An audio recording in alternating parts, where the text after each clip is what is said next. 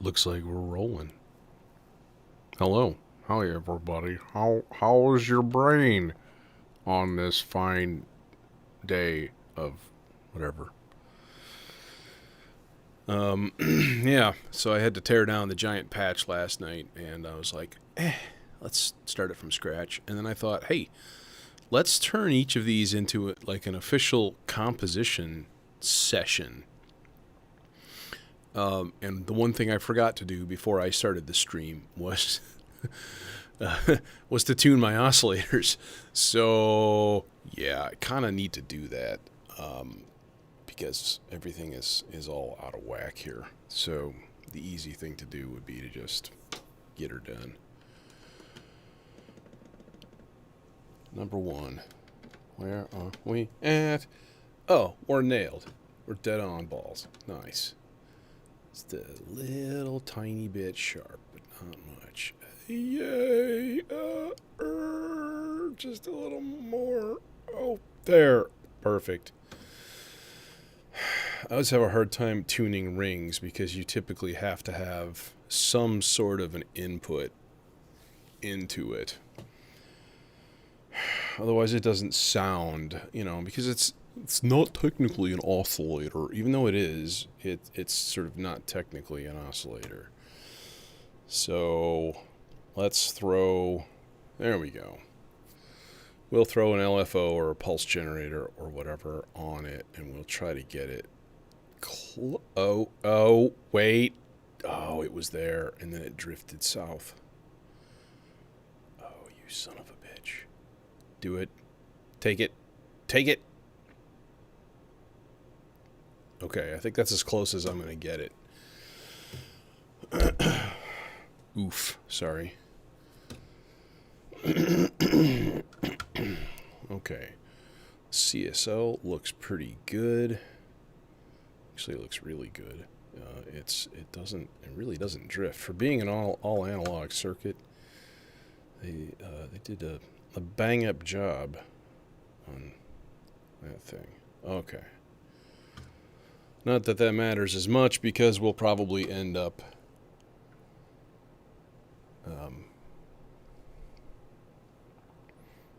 detuning it, doing all kinds of stuff to it. So, and this is like, is it making a sound? Should be making a sound.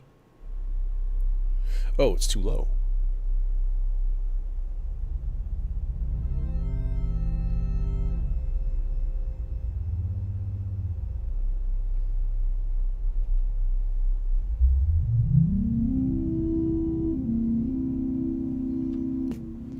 A lot of harmonics in there. Also a lot of reverb. Jeez. Okay, well, and I didn't expect the ensemble oscillator to drift because it's digital and it does a good job with not drifting, with being completely rock solid, which is nice. So, what to do?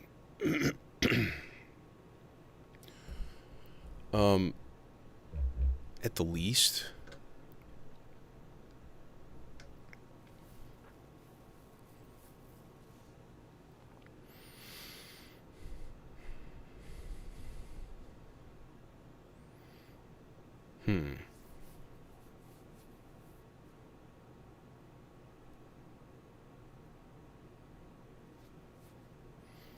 I really love the Mankato filter, but the fact is, it is kind of big, which is too bad. You can kind of see it here. It's this big chonker right here.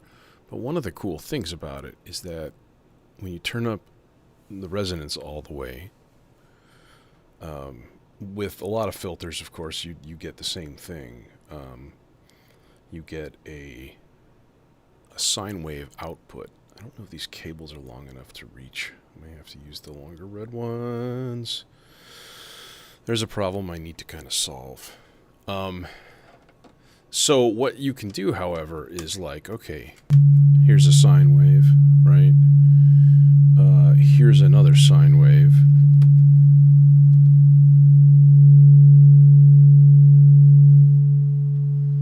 This is going to be like all sine waves all day. 4 different sine waves in different phases.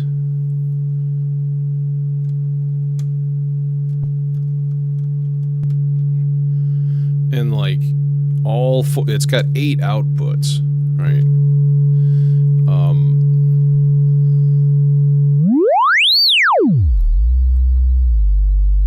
Oh, I hear some leakage into my delay.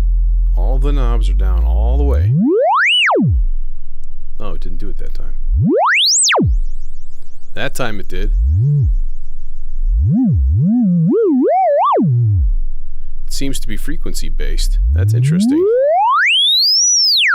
When it goes really, really high frequency, the signal... Hey, Kush, what's going on? Yeah, it seems like this mixer... Damn it! I'm going to have to replace it at some point then. That sucks. Because it is the most full-featured mixer. I've got 4 mono channels and 4 stereo channels with 2 effect sends in, 30 HP, I think, total. It's really, really compact, which I like. I don't want to use up like a quarter of my case just for the mixer. But yeah, these stats are kind of lame. It can be intimidating. It's intimidating to your bank account too, but that's beside the point. I would suggest anybody that thinks this is interesting, go download VCV Rack. I'm going to do another VCV live stream one of these days soon, maybe Friday night or something like that. VCV Rack is a free open source modular synth like software, and a lot of the modules that you can get in the market are actually duplicated in there. So you can actually try out systems. Like you can build a whole system to duplicate what you have in the real world and like use it for that, which is absolutely amazing. What are we making today? That is a great question. Yeah. Anyway, so this thing, it makes sine waves, right? Anybody got a subwoofer on? Skull massage. 40 hertz skull massage. Sounds like the name of a band. Yeah, so you can use these for LFOs, which is cool. So now you've got 8 LFOs. Yes, they're all frequency locked, but they're phase shifted. They're all phase shifted. So that's something I've never really dug into. I haven't really found a massive use for it personally. But the other thing I wanted to mess with today is the CSL. I've got like there's a lot of cool options on the CSL that I have never really messed with. So what I might do is just spew forth a sequence and goof around a bit with it. This is the thing, right? Oftentimes just messing with the equipment will give you the inspiration to do the thing. So we'll use one channel of the shiny new Quadrax, and we will envelope trigger. Yeah, I should move these VCAs right next to the Quadrax because they're just like made for each other. And the envelope will affect that guy. And this is just doing a looping envelope, right? Yeah, it's just doing a looping envelope. So we don't really want that. We want it in sort of standard mode here. So if I go through and I'm like, here, shift, generate a pitch, go. Go. Oh, an output would be useful. Outputs are useful. Holy shit, they're useful.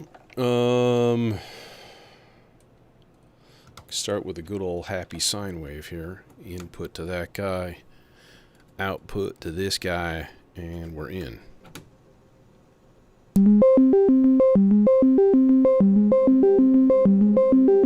Throw a little reverb on there.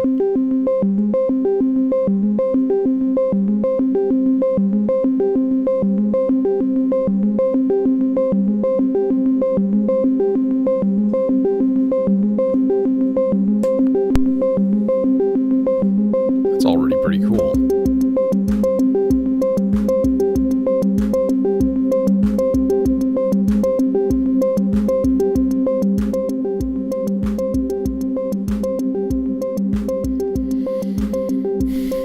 Got to figure out a way to make the drums louder. Oh, wait.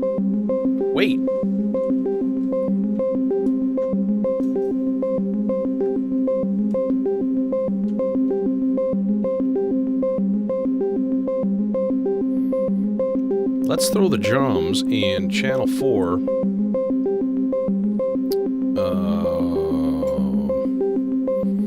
Checking for cable length here.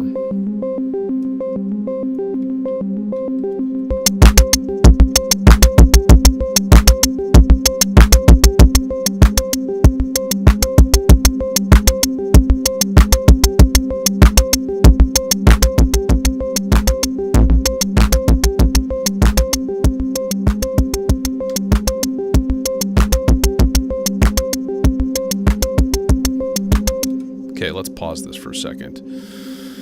And let's look at our drum part.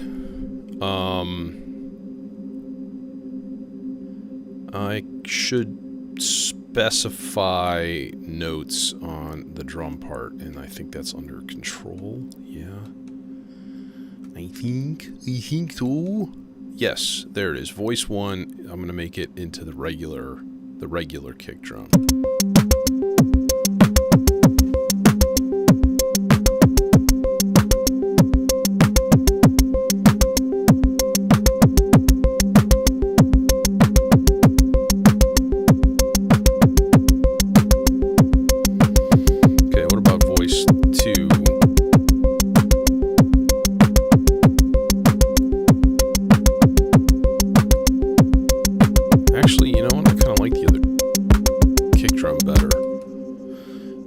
I could take the individual kick drum outs, but let's not get crazy here. Granular synthesis is kind of possible in the R bar. It can do granular stuff. It's kind of like, it's similar to a morphogene in that it's like a tape looping thing, but it's also a granular playback thing. You know, it's like an ambient machine. No, what is it? Shift capture? No, it is the other one. Okay, so there is nothing in our record buffer here. I hear you. Okay, so there's that. Let's mute the drums for now, though. Like I said, I wanted to do some stuff with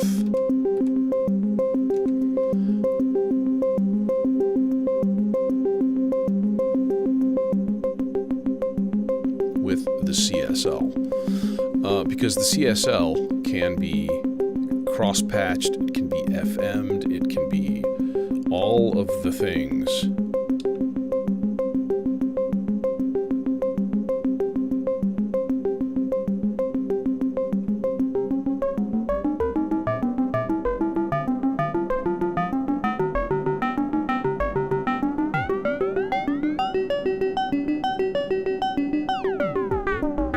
There goes my tuning.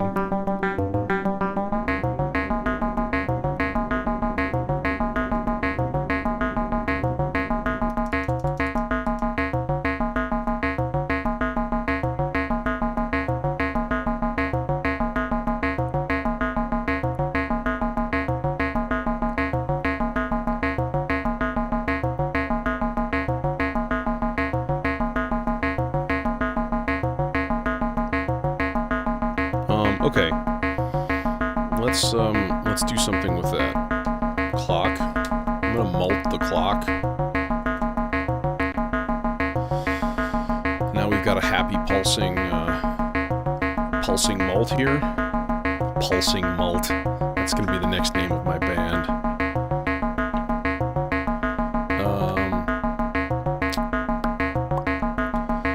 One of these, let's just send it to the tempi because I want to do some clock dividing and stuff on there.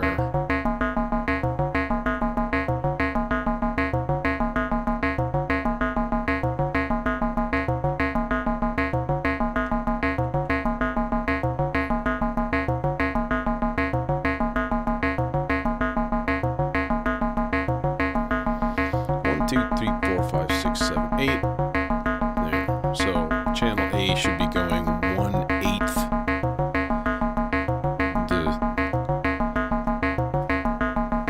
I have still not played Among Us.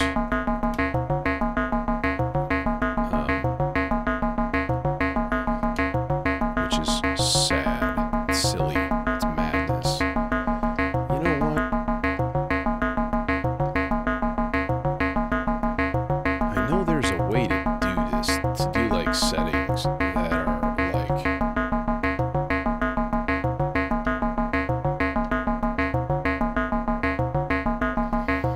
well, let's find a funky shape first of all.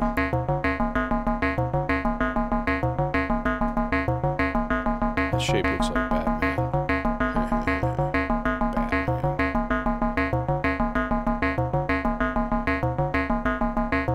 And if we crank up the time. Okay, so now we can take the output of that envelope and do weird stuff with it, like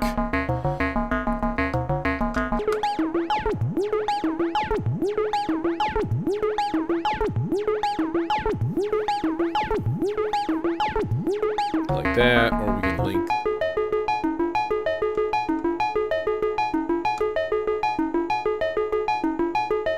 What do I have here?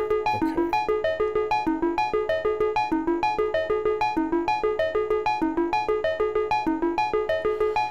So you should be able to even just cross-patch directly on this thing.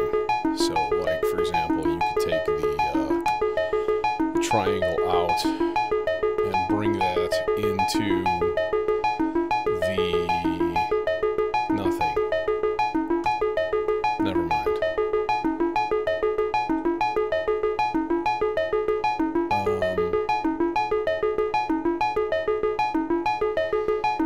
No, we would need a different CV source for this. So, but you could do a real gentle. I said gentle LFO, you bastard.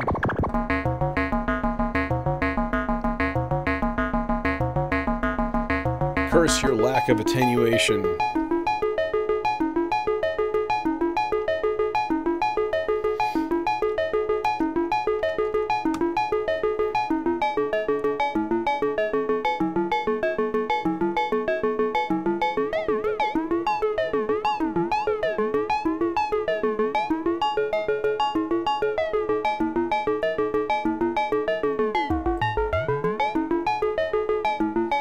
LFO is coming from this multi-waves module, which is either 3 LFOs or one of the LFOs can be used as a VCO with 7 different wave shapes and noise.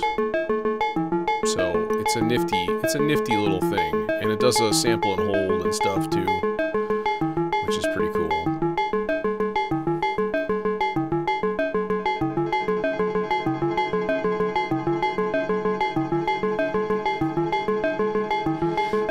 Now, we can do like a control sequence on this part.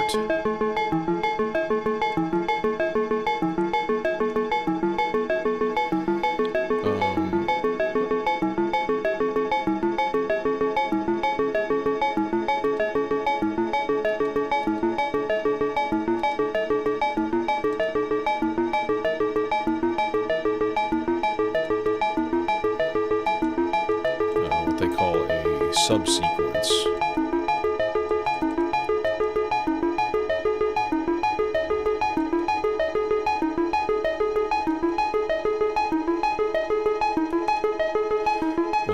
So you can have a subsequencer going which does stuff. So parameters, you can transpose.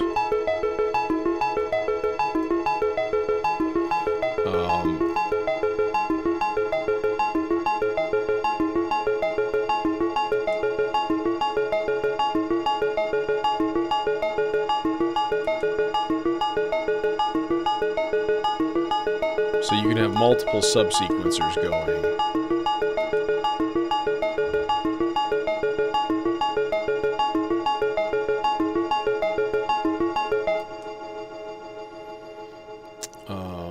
So we can change the direction of it. We can change the transpose of it. Okay, this should be enabled.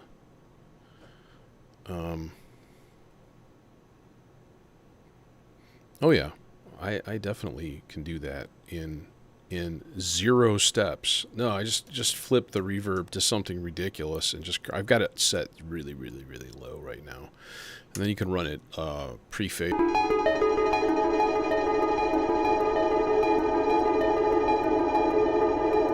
Just turn it into this. Always a big fan of it.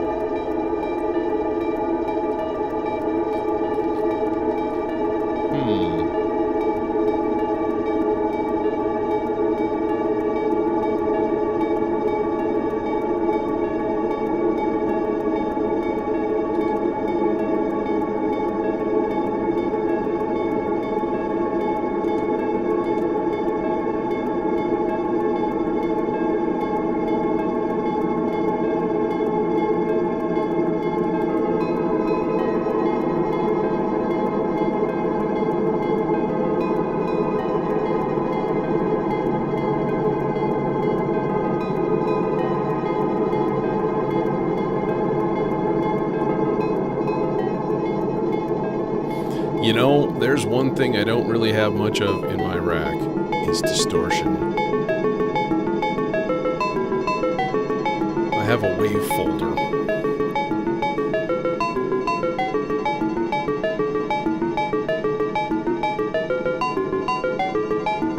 Well, I could use the black hole DSP as a distortion. That's got a setting. What is it? It's the Ripper.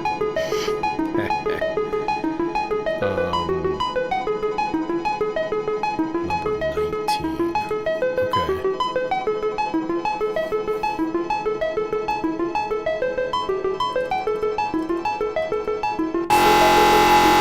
That'll do it.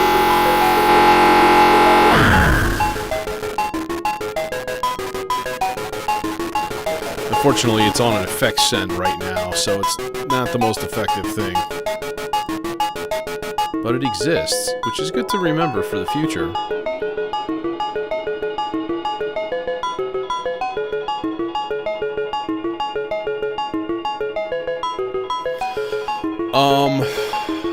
You could either just run it into your interface with audio outs.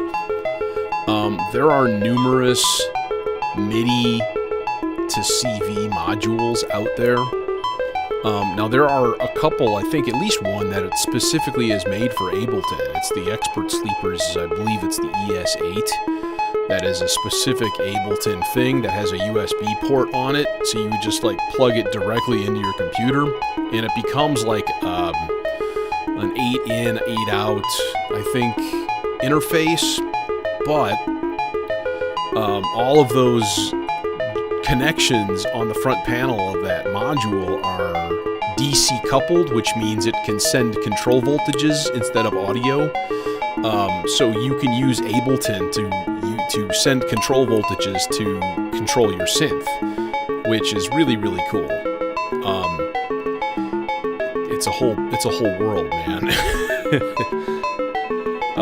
Yeah, not cheap modules, but then again, none of them are cheap. Except maybe the Behringer modules. That's not even that cheap. It's still $100 a module or more. This is interesting. Now, if we go wave folder, we could do that.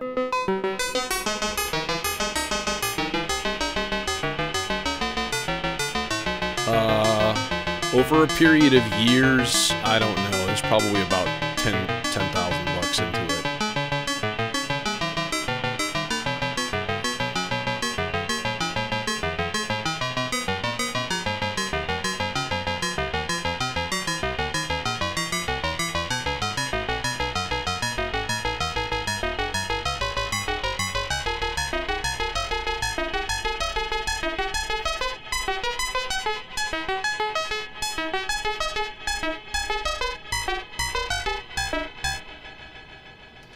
Okay, yeah, let's pause that for right now. So then what we could do is have the Metropolis. We can run a clock. Son of a bitch. Cables are just too short. I'm starting to do a thing where I'm using the same color every time, which kind of makes me laugh a little bit. Although, by rights, this guy ought to be blue. I'm replacing your cable, brother.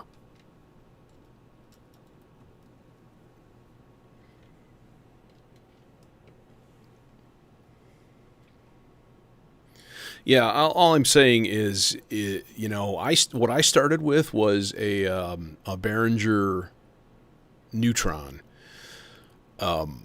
which is actually for $300. It's a 2 oscillator mono synth with MIDI and USB and everything. It's a really, really nice little piece of gear. And it's also got 40 patch points on it, so it's pretty much, it's semi-modular. So it's an entirely self-contained voice, but it's got like delay and overdrive and, you know, all kinds of cool stuff in it, actually. It sounds really great. So you could start with that and then just literally take the whole thing out of the case and just plop it into your rack and have it as the seed of your entire system, which is what a lot of guys do with like the Mother 32. Very, very similar. Although the Mother 32 is twice the price. But it is a Moog, and it does sound great, and it has a sequencer and a keyboard. So...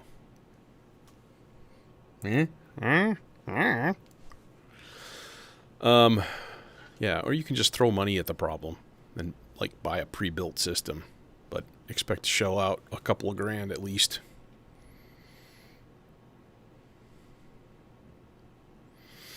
Yeah, I don't know. Do you have a lot of experience with hardware? Because if you've never had the experience of sitting down with a piece of hardware and manipulating it physically, it's a really, really different experience. That's all. So let's see. What was I going to do? I was going to do something with the Metropolis, I guess. I would say this is supposed to be playing a C, and it doesn't sound like a C. It sounds like an A.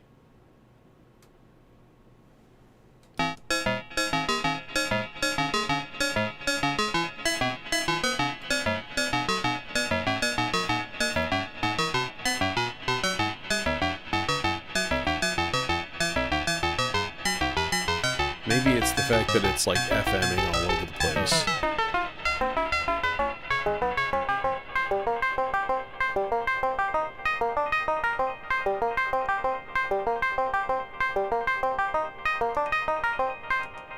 Still sounds like an A. What is a C?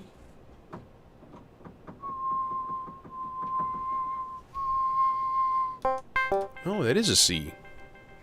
Okay. So we'll put this guy into C minor pentatonic. Yeah, let's do that.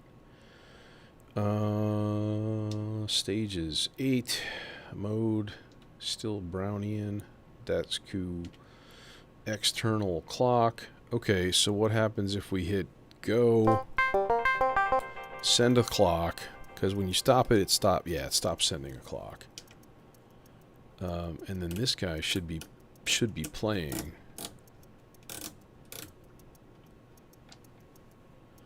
But it's not it's not doing anything right now. It's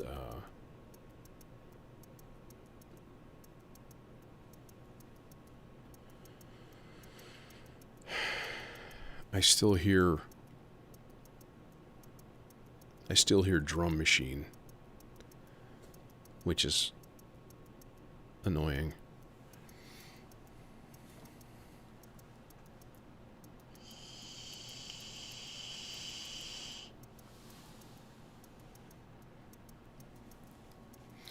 I'm not super familiar with that style, but I mean, general music tips, sure. Just email me a sound file or something like that. I'm always up to help somebody out if I can.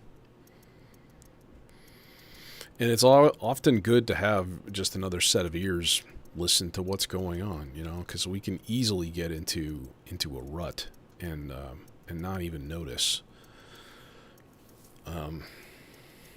Yeah.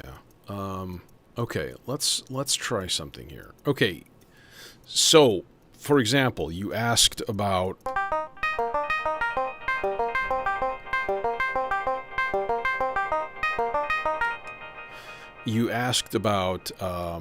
granular. So what I'm going to do is take that sequence and I'm going to run it into the R bar.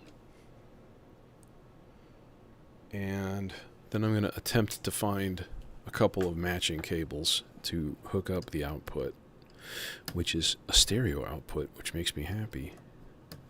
I like stereo. It's very nice. And I have these nice, happy stereo channels on my mixer. So, yeah, now if I hit play and I turn it all the way to dry,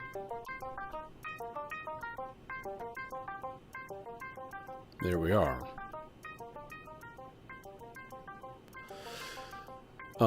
So what I can do is hit the capture button, capture one playthrough, there, and now it's like in the machine.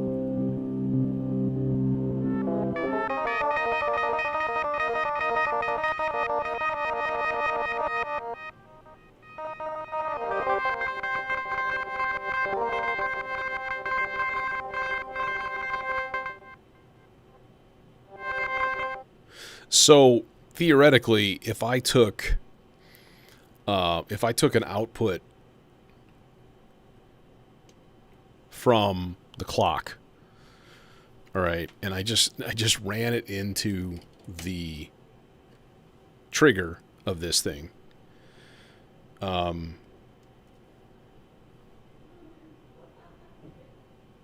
quiet down out there, you crazies. That's what it is. It's this guy.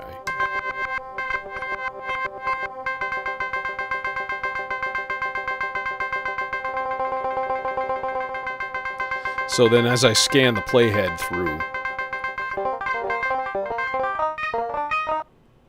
like, there it is.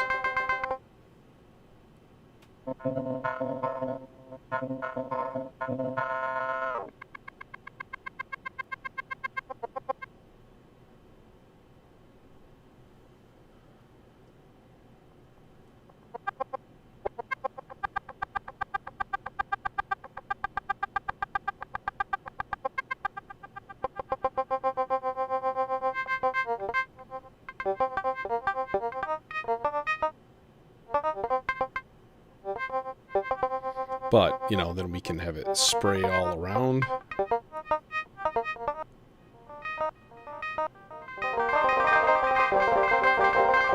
Have it randomized.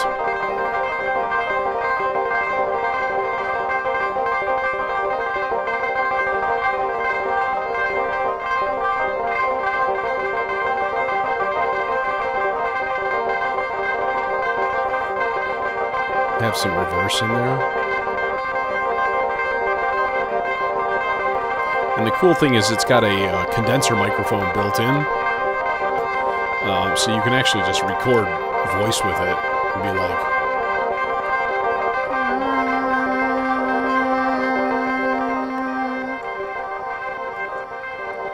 there. So I've just added my voice over the top of it. You can barely hear it.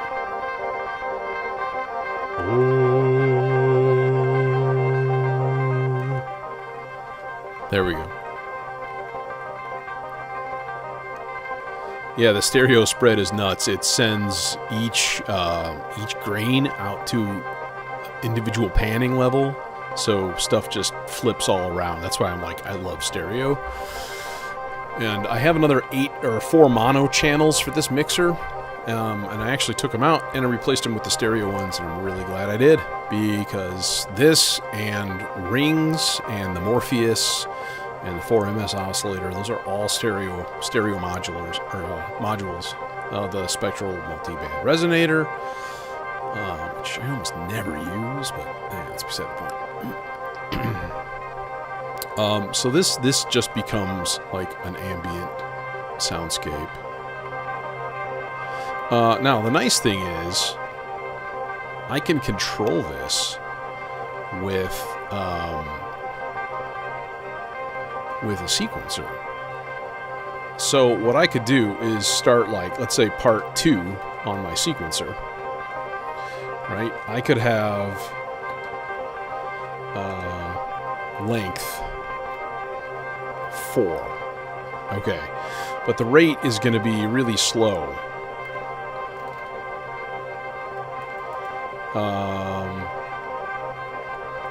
Let's say a whole note. No, let's make it a half note. So 1, 2, 1. All right, and then the third or the fourth one, I would. So this would be like C, C. Let's turn the gates up quite a bit. And then the pitch would be E flat. Right? And then make sure that my output is going to CV2, which I'm not 100% yet. CV out 1 and 2, pitch 2, should be part 2, velocity 2, part 2, there we go. Okay, I'm glad I checked.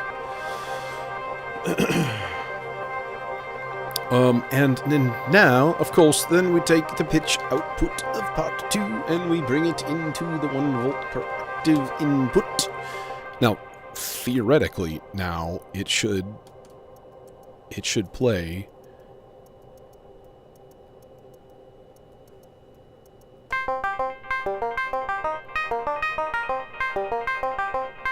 Wait, what?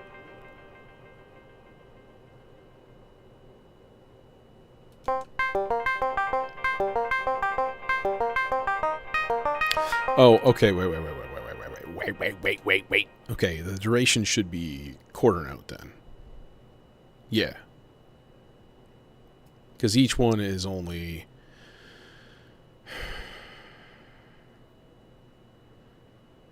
No, that should still be correct. Do I have the rate on the other part here, like 32nd note or something? No, that's a 16th note. Okay, weird. Good. That should be 2 beats each time. Each time it goes through. Okay. Well, let's try it here. Let's see what happens.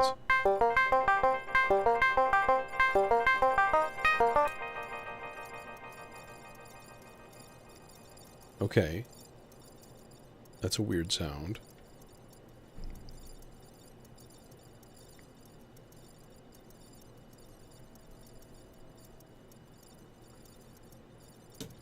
What if we pull this?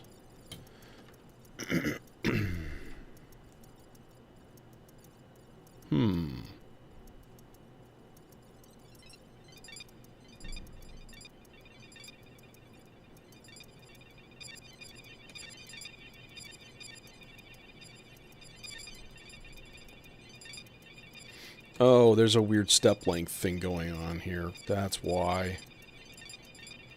You can set each step to, like, 2 pulses or 3 or 1.5 or 2/3 of a step and like do all kinds of crazy crap with it. Yeah, I can. I'm gonna try that, but I'm gonna try to get this thing actually playing like a sequence first.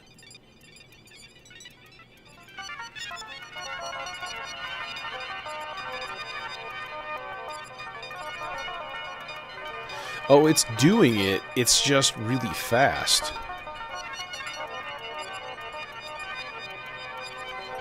I see how this is going.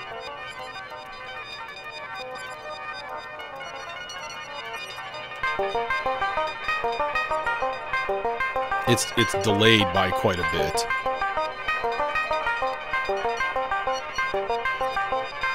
Okay, then you know what? Let's never mind that.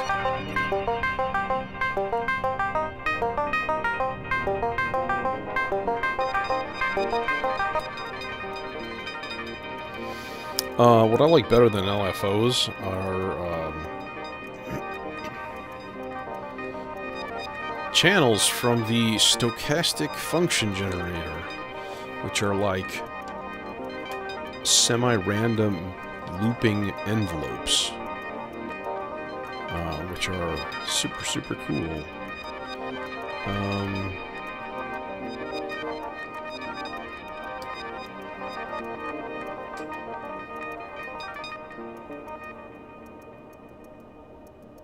No, we need to offset that by quite a bit here. Because it's going way over into the playhead that isn't actually recorded on. There's nothing there. So this should start to pop back and forth pretty quickly.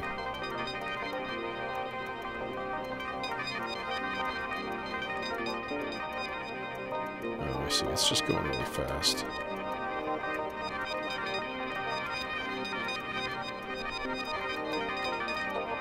Oh, okay. So the amplitude could be higher. Quite a bit higher.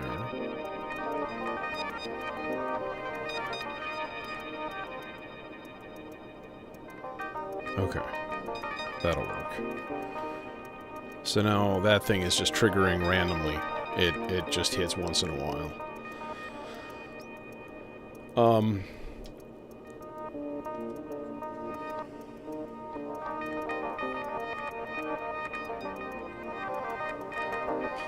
What's interesting is that there's an end of rise output and an end of fall output for each of these envelopes, which is very, very cool.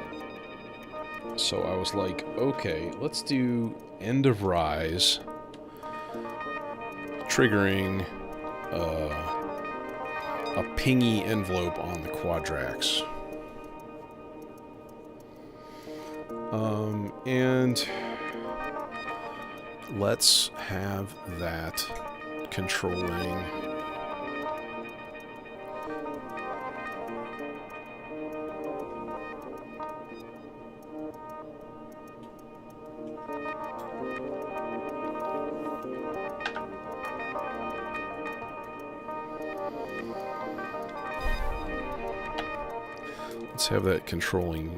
channel 2 of the VCA here.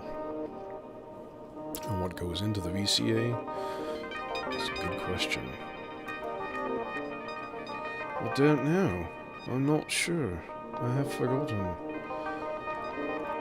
No, I'm thinking either rings or just an oscillator tuned to like a high pingy noise, like a high G. Just like so then that guy like so, and then like so.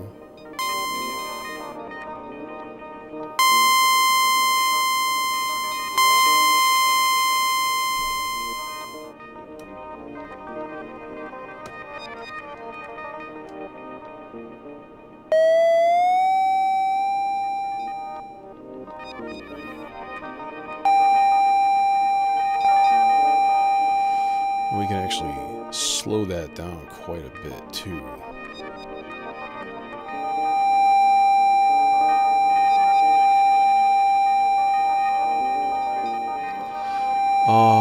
No. You can get that. In the modular environment, it's... I don't want to say it's impossible or whatever, or that it's not easy to do, to make things clip, but generally speaking, everything in here runs at a really hot signal rate, like up to 10 volts, which... It should all be designed for that. So nothing should be clipping. Everything should be designed for that. The VCA, for example, the VCA here is, you can actually purposely overdrive it. It's designed that way, though. So if I hit the boost signal and turn down my mixer, because it's going to kill people.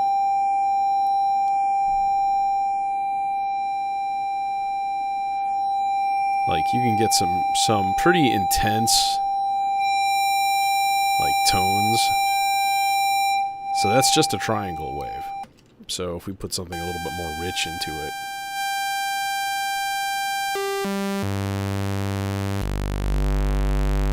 Yeah, like that. So yeah, the capability of getting distortion is definitely there.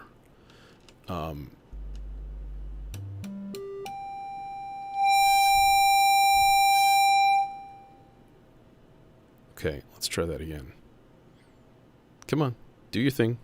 Do your thing. There you go. Good job. A little bit more of a linear response would be good. Okay. And then that's just going to be a distant ping. And we're going to turn it way down.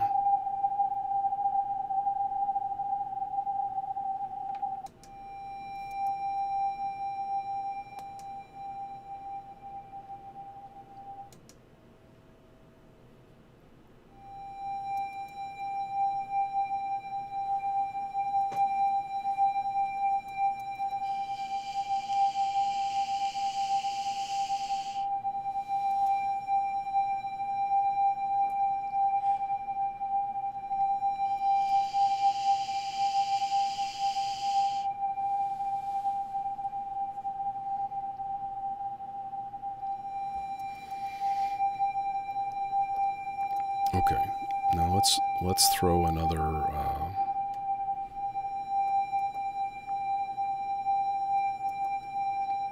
control here into the mod input.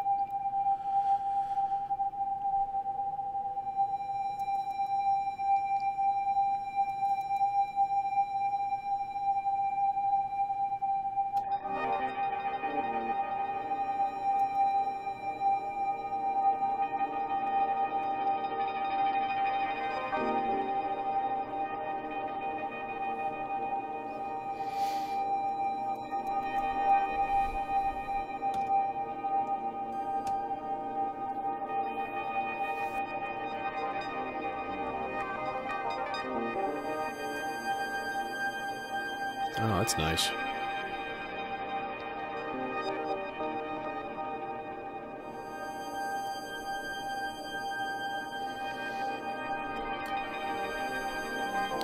So we can put it on slow mode.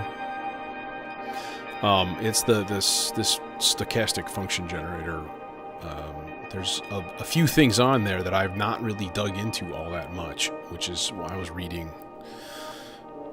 I'm a teacher normally, so I have my summers off, and I've been on summer break. This is actually only the second week, so I've been diving into modular stuff, like, massively, and doing more research, watching more videos, you know, looking at potential uses and tips and tricks and things like that, and I'm like, there's like a bazillion jacks on the front of this thing that you never use. So you should do that. So each envelope, and there's 4 channels, each of them has an end of rise gate out and an end of fall gate out. So, like, you've got this random envelope that's just going up and down in different times each time, and then at the end at the top, it sends out a ping, and at the bottom, it sends out a ping, and you can use that for whatever. Which is, again, interesting concepts.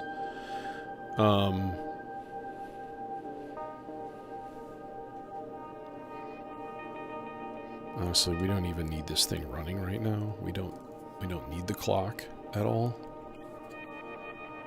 Or do we? No, we don't. Because everything here is being independently run.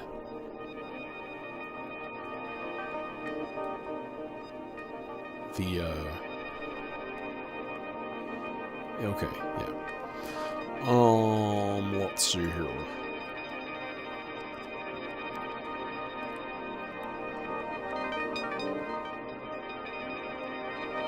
Also, something that would make a lot of sense would be... Well, no, let's do something different there.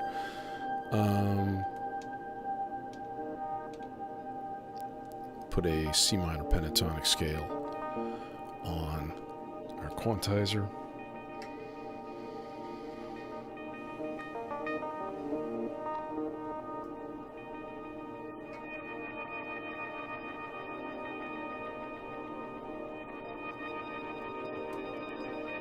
I don't think these are going to reach, are they?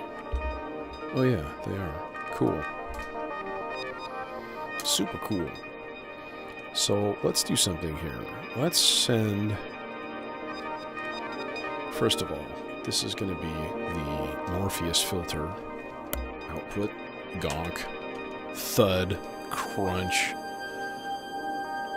And then going into that is going to be, I think, rings.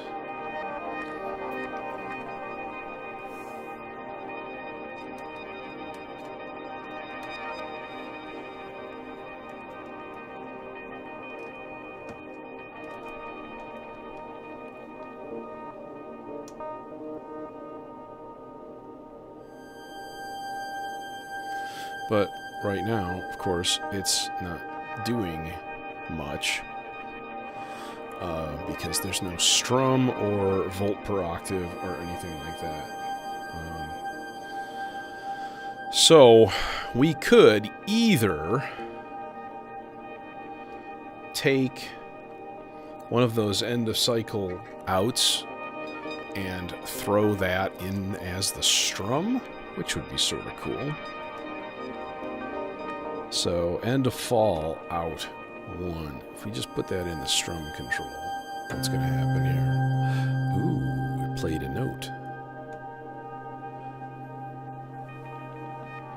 It played a very nice note.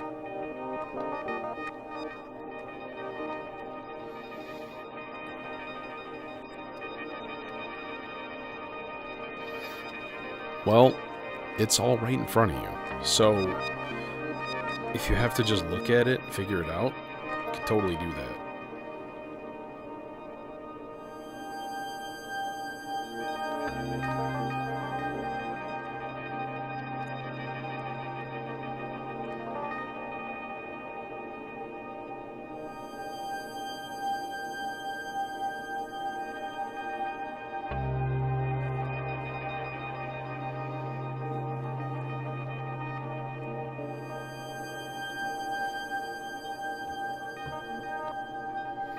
And that's one of the reasons that I don't have infinite cables, but I try to kind of color code voices. So, like, everything from rings is like green down to this point and then over to the mixer. So if I just look here and I'm like green, I find the green voice. There it is, right? The purple voice is the instruo. It's coming out into the thing, and then it's all purple. This pinkish reddish is the even VCO right here.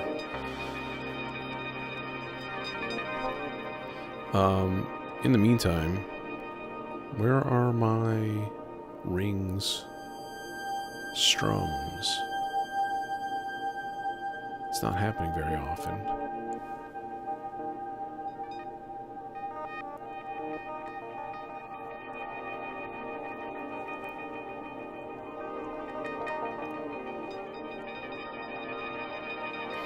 Must have gotten a particularly long envelope. There it is.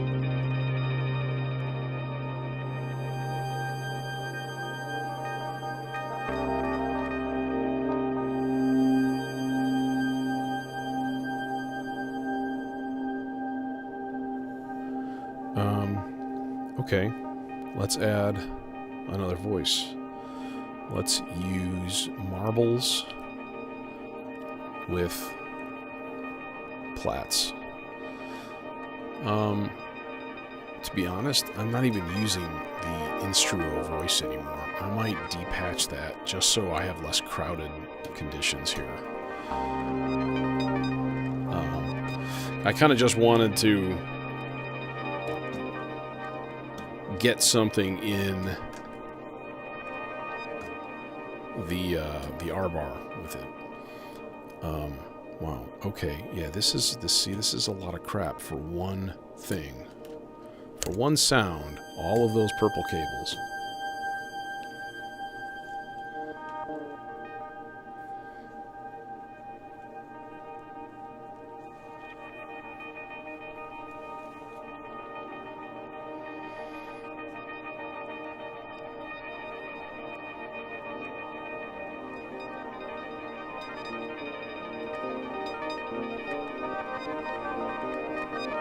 Okay. So that's the Rings voice, that like boom that comes in. I still feel like this that high pitched G is just too loud. So let's turn it down. What I would like is, no, that's actually not difficult to do. Using marbles. And, let's see here. Can we get...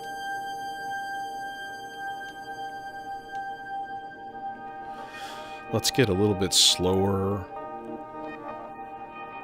of a clock. Or maybe we shouldn't send it a clock at all. Maybe we should just have a shit pile of jitter on a slow rate. And then...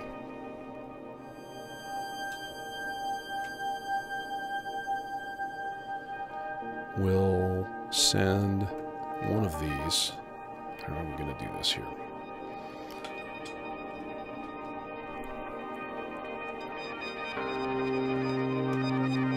Little shorty guy. We'll go through there. And that should go to the volt per octave. And then the trigger should go from here. And then let's put that into the Mankato filter.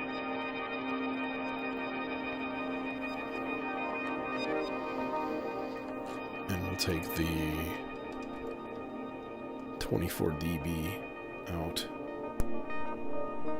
into our mixer.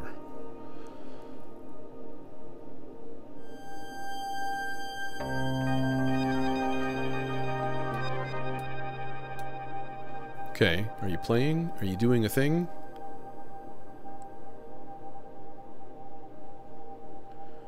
Pitch, volt, octave, out. Output, oh, well, yeah, this would help, as if we actually had.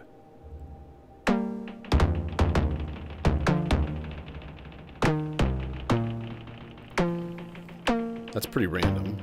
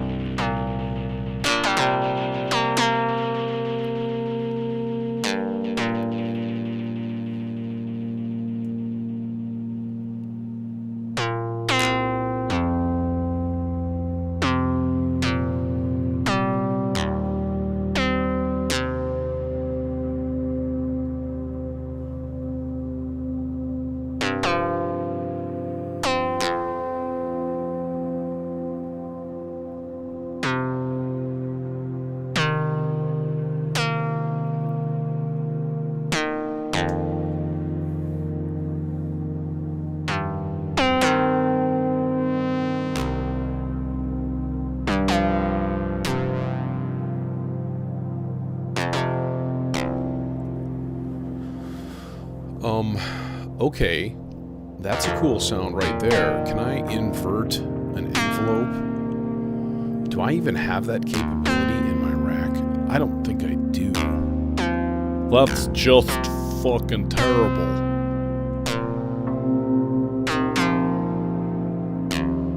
Really? Nope. I don't. That's a utility to try to find, I suppose. Little tiny attenuverter dual thing with things.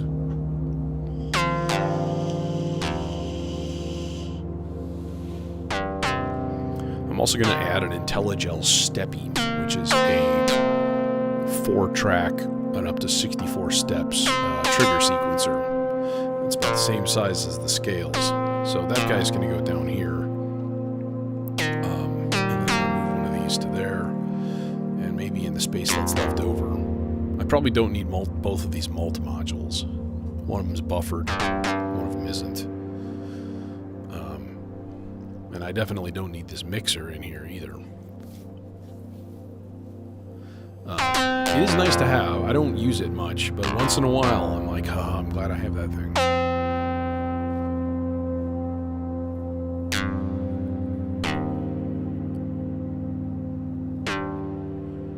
Okay, so what should we do with this? Well, we should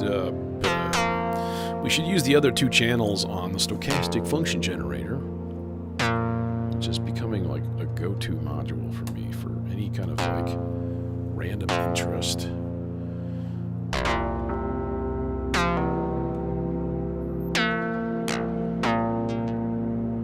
I guess what we can do is offset the envelope and put it on really slow.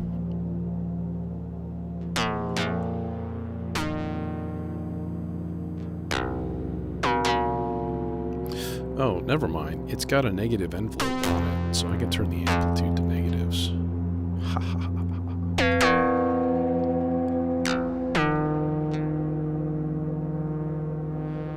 It's not going to take much.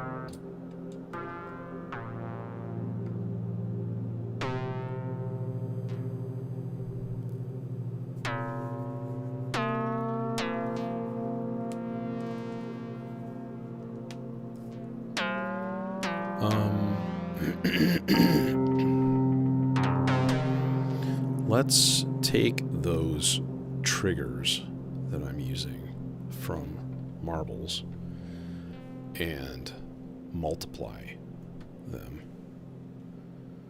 Oh no, I'm out of black cables. It's terrible. It's just awful. Can't believe it. Alright, so we'll put that in here. There we go. And then what we can do is use that trigger to also trigger an envelope that we use on the filter.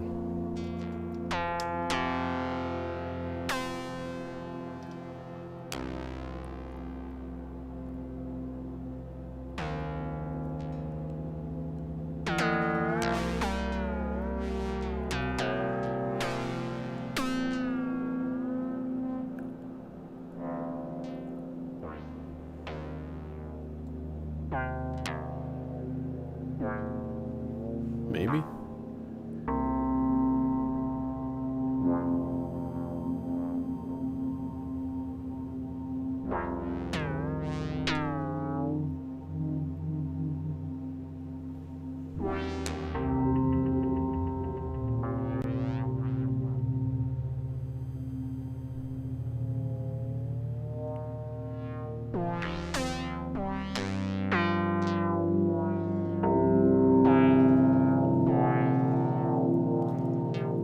is like really screwing with the actual pitch.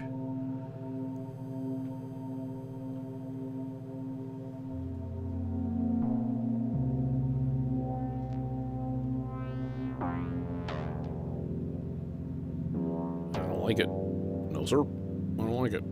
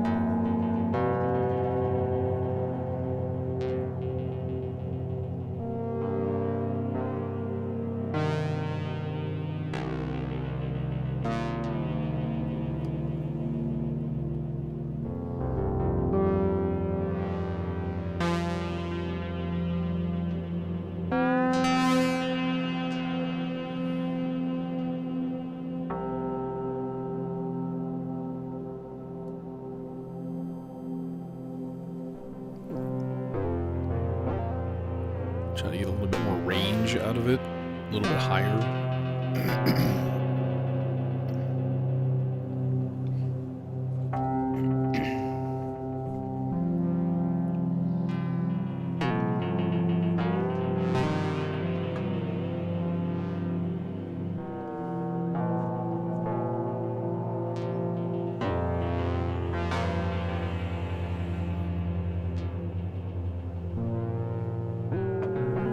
Happy for the bandwidth today. 0 dropped frames in 1 hour and 10 minutes.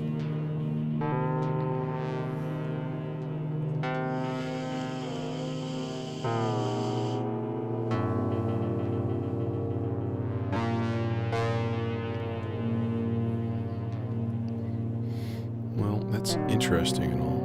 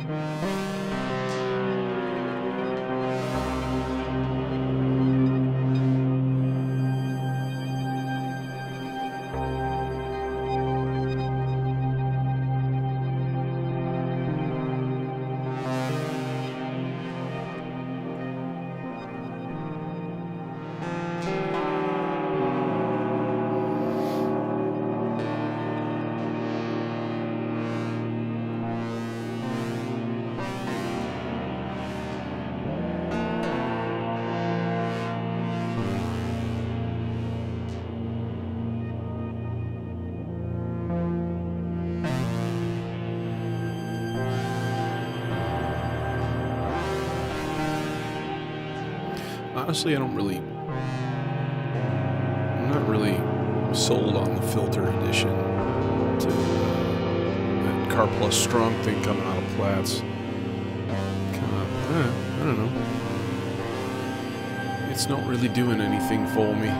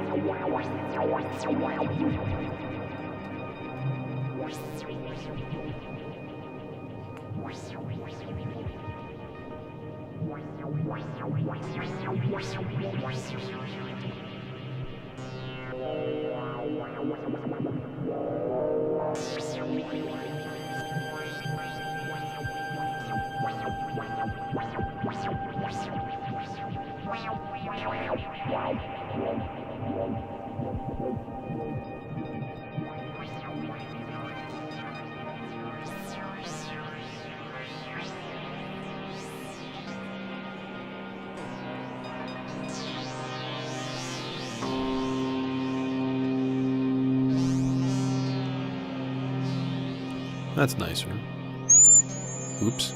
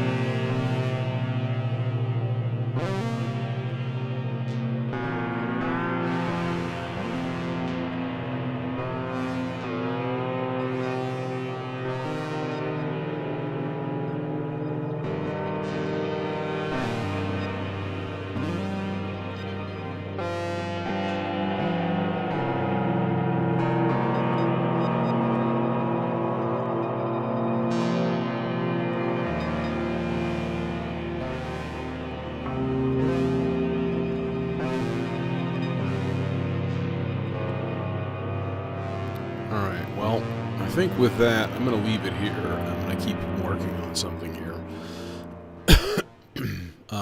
And I'm going to, be back again, I think, Friday. Like I said, I might do a VCV rack stream, which is always a fun time. It's a good learning experience for me, too, because it's like a playground. Like, oh, I can do anything with almost anything, so... thanks for joining me today. Hit that sub button if you liked it. Throw me a like. That'd be great. And I will see you soon.